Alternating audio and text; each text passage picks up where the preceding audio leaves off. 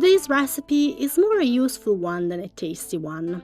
I think that everybody should know how to properly cook beans. In a bowl I had 1 cup of chickpeas or any other beans that I want to cook. I covered them with water and I let them sit overnight.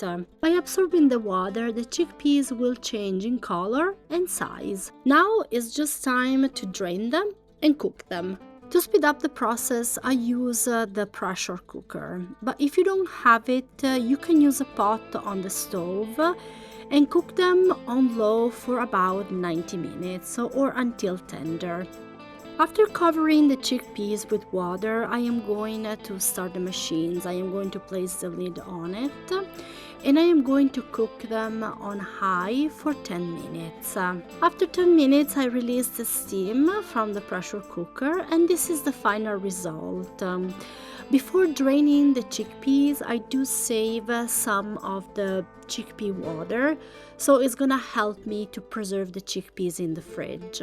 At this point, the chickpeas can be used right away in the recipes or they can be stored in the fridge with their cooking water.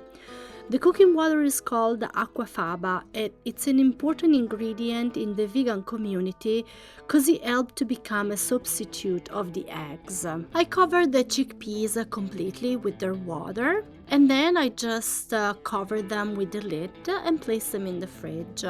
They can stay in the fridge up to 5 days. I hope this video was helpful. Thank you so much for watching.